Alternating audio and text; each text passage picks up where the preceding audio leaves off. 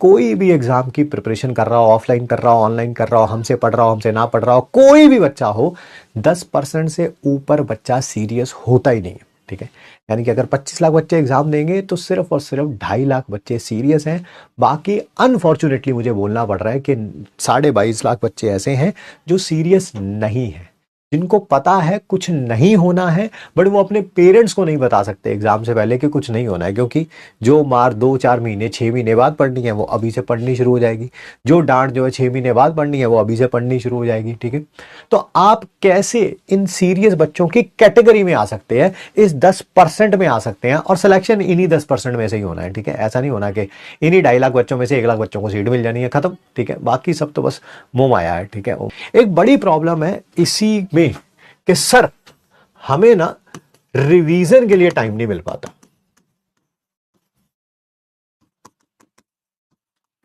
Sir class ले लेते हैं तीनों, फिर उसके बाद डीपीपी सॉल्व करते हैं, रिवाइज करते हैं, सर इतने महीने पूरा दिन जो है वो खत्म हो जाता है। ठीक है, हमें रिवीजन के लिए टाइम नहीं मिल पाता, that is our problem.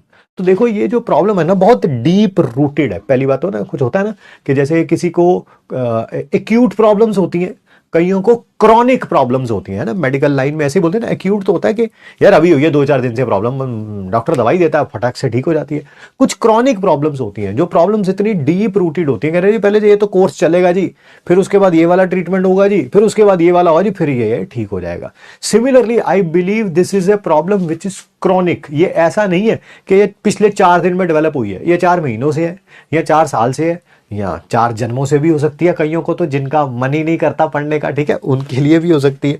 But I believe it can be solved by only having time bound study.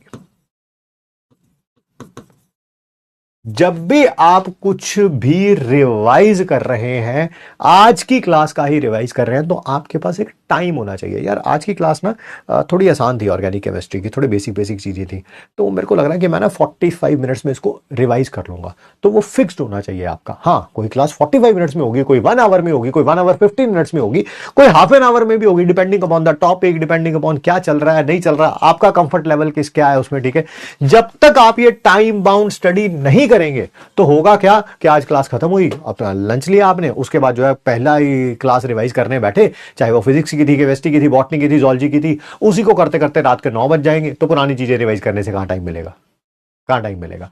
तो आपको पता होना चाहिए कि आज मैं रिवाइज कर रहा हूं आज की क्लास को, या आज की क्लास में जो क्लास ने सर ने क्वेश्चंस कराए थे उनको प्रैक्टिस कर रहा हूं, वो टाइम फिक्स्ड होना चाहिए आपका। जब तक आप ये टाइम बाउंड स्टडी नहीं करेंगे, तब तक क्या होगा, कोई क्लास जो कि 45 मिनट का काम था उसको खत्म करने में आप 5 घंटे लगाएंगे, फिर बाकी चीजें करने पे कैसे समय बचेगा। ठीक है, और फिर 5 घंटे लगाने के बाद आपको लगता है यार मैंने तो 5 घंटे लगाए हैं पूरे के पूरे। ठीक है, अच्छा एक और मैं आपको बताता हूं, कोई कहे नहीं नहीं नहीं मेरे को तो रिवीजन में ज्यादा टाइम लग रहा है सर, है ना, ऐसी बढ़िया बात बता रहा हूं, बेवकूफों के पल्ले नहीं पड़ेगी। मैं पहले बता देता हूं, I may use harsh words, but बेवकूफ विल ऑलवेज रिमेन ए बेवकूफ, let me tell you frankly. ठीक है, बेवकूफों के पल्ले नहीं पड़ेगी।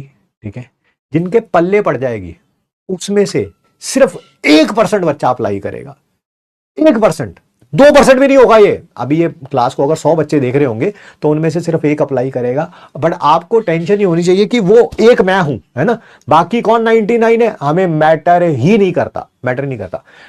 बहुत बढ़िया तरीका बताता हूं आपको, अगर आप चाहते हैं कि आपका रिवीजन का टाइम कम हो जाए, अगर अभी आपको लगता है मैं क्लास ढंग से कर लेता हूं उसके बाद रिवीजन में 3 घंटे लग जाते हैं मेरे को, एक तो टाइम बाउंड अप्लाई करो। दूसरा मैं आपको बताता हूं, ड्यूरिंग द क्लास आप कोई भी क्लास ले रहे हैं, कोई भी क्लास ले रहे हैं, चाहे फिजिक्स, केमिस्ट्री, बॉटनी, जूलॉजी, दुनिया का कोई सब्जेक्ट आप पढ़ रहे हैं, क्लास में जो भी आपका टीचर बोल रहा है आप उसको रिपीट करिए उसके साथ।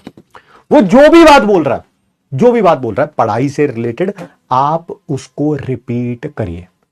ऐसा करने से क्या हो जाएगा, आप क्लास में पढ़ते टाइम ही अपने माइंड को रिवाइज करवा रहे हैं, अपना सबकॉन्शियस माइंड को आप रिवाइज करवा रहे हैं। क्योंकि हर कोई टीचर हर एक बात को 2 या 3 बार बोलता है, जब आप भी खुद 2 या 3 बार बोलेंगे तो होगा क्या कि वो सबकॉन्शियस माइंड में वो कहीं ना कहीं जाके स्टोर हो जाएगा। जब क्लास के बाद आप रिवीजन करने बैठेंगे, ऑलरेडी 2 या 3 बार मान लेते हैं वो बातें आपने बोली हुई हैं, ठीक है, वो माइंड में कहीं ना कहीं सबकॉन्शियस माइंड में स्टोर्ड है, तो वो माइंड को अपने आप वो उसको रिकॉल करेगा और आपकी रिवीजन का टाइम कम हो जाएगा। मैं फिर आपको गारंटी देता हूं, ये बात जो है ना, बात जो है वो सिर्फ और सिर्फ 1% बच्चा जो है अप्लाई करेगा, सिर्फ 1% बच्चा, बाकी 99 कहेगा मुझसे नहीं होता, पता नहीं क्या बात बोल रहे हैं, ठीक है। तो उनके लिए फिर अगले साल आएंगे हम, यकीन में आपके पास फिर स्वागत करिएगा आप हमारा, ठीक है। आप ये करिए, just let me know after 21 days, क्या आपका रिवीजन का टाइम ना डिक्रीज हो जाए ये करने से और ये करने से, आप बताइएगा जी मेरे को। मैं गारंटी देता हूं ना इस बात की, मैं एश्योरेंस देता हूं आपको, 100% एश्योरेंस देता हूं आप इसको। बट फिर वही बात, करना सिर्फ 1-8% नहीं है ना। मैं कहूं जी पूरा बैच अप्लाई कर लेगा इस बात को, नहीं करेगा भाई, इसे एक्सपीरियंस बोलते हैं ना। आपको पता होता है कि होना क्या है, ठीक है ना। मेरे फादर बड़ी शानदार है, मैं बड़ा क्यूरियस हुआ करता था अपने स्कूल टाइम में ना। मैं अपने फादर से ना एक बार कोई क्वेश्चन दिमाग में स्टक हो गया, तो मैंने अपने पापा से पूछा, मैंने कहा समझदार और बेवकूफ में क्या फर्क होता है ना। माथे पे थोड़ा लिखा होता है किसी के कि ये समझदार है और ये बेवकूफ है, नहीं लिखा होता, किसी के माथे पे नहीं लिखा होता, तो पता कैसे चलता है। My father told me a very very good thing, जो मैं समझदार था मुझे समझ आ गई, ठीक है। बाकी अब आपको समझ आई है कि नहीं आई है वो आप बताइएगा।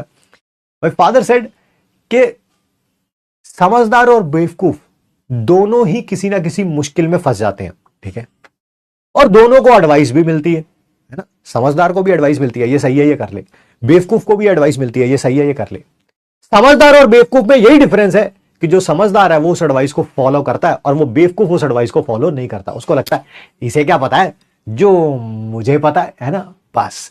अब आप उस किस कैटेगरी में बैठना चाहते हैं कि आप समझदार हैं या आप बेवकूफ हैं, वो आपके ऊपर डिपेंड करेगा। मैं तो भैया मैं तो वही हूं, ठीक है, जो हूं मैं, ठीक है। बट आज पता चलेगा कि आप उस कैटेगरी में हैं या नहीं है, ठीक है।